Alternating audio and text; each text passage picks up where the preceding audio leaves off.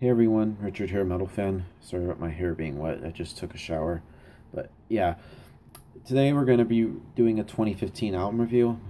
And today we're going to be looking into the new album from Lamb of God entitled VII Sturm und Drang, which came out today. And yep, the album title Sturm und Drang, which is actually a German for German translation, which means storm and stress in English, I believe. And this is actually their seventh album. Well, technically it's their eighth album since if you count their very first self-titled album back when but that was when they were originally called Burn the Priest. And the question is, now this is the follow-up to, and honestly, this is actually the follow-up to 2012's Resolution, which I also enjoyed, but does this album top Resolution? In my honest opinion, fuck yes. I mean, this album is actually incredible. I mean, I haven't really enjoyed a Lamb of God album since, well, probably Ashes of the Wake. And they put out a really great album. I mean, this album is just a kick to the face all the way through. And this is pretty much, in my opinion, their heaviest album yet. I mean, I'll tell you about the first time I've heard Still Echoes. I mean, I was like, whoa, this is pretty much a really step up. And this album is actually really good and different. Some stuff is different from what Lamb of God has done before.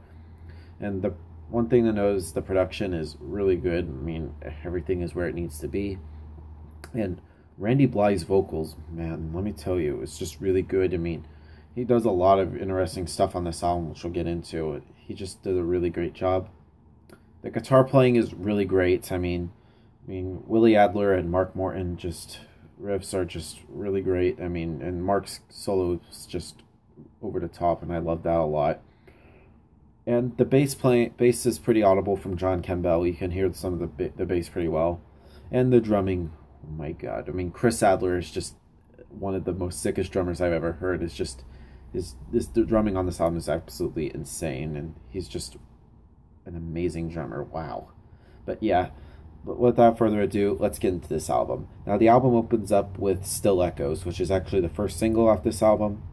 And this is a really great way to start off this album, just a kick to the face, and I really love that a lot. It just starts off with a bang. And then we get to Erase This, which is a really great song. I mean, just like the guitars on that song is just really great, and I love the vocals are really great. And then we get to an interesting song, which is 512, which the reason is because lyrically the song is about sort of like the time when Randy Blythe was in jail from the whole manslaughter thing, and just pretty much talks about his experience and stuff in jail from what I've heard. And the number 512 is, from what I've heard, is actually his cell number. And this song is honestly one of the most standout songs on this album. I really love the song a lot. Then we get to the next song on the album is called Embers, which is actually, I think, the first Lamb of God album since, I think, probably Ashes of the Wake to have some guest appearances. And this is, I think, the first song where I have the guest vocals, from what I've heard. I mean, this has a guest vocal appearance from Chino Moreno from the Deftones. And this is a very interesting song. I mean, Chino comes in, I think, like halfway through the song, and it surprisingly fits. It just has a bit of an atmospheric type vibe to it. And I kind of like that a lot. Then we get to Footprints, which is a really good song. Sounds pretty much like old school Lamb of God, and I love that song a lot. Yep. Then we get to Overlord, which is a very different song. Something different that you would not expect to hear from any Lamb of God album. Which has a very bluesy intro. And this is actually the first Lamb of God album to have clean vocals. Yep. I mean, Randy Blythe's clean vocals are just wow. I was not expecting to hear that.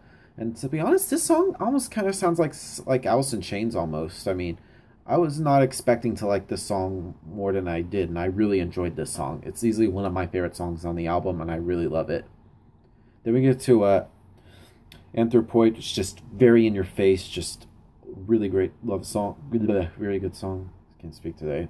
Then we get to Engage the Fear Machine, which is just a very great song.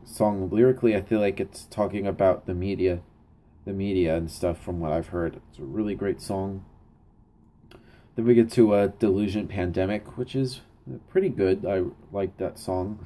And then the album closes with the song Torches, which is a very great way to end this album. And it has a guest appearance from Greg Puciato, if I'm saying that right, from the Dillinger Escape Plan. It's a really good song, great way to end the album, and it has a really great guitar solo.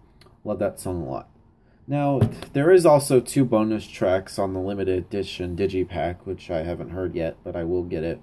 I'll probably get the album tomorrow.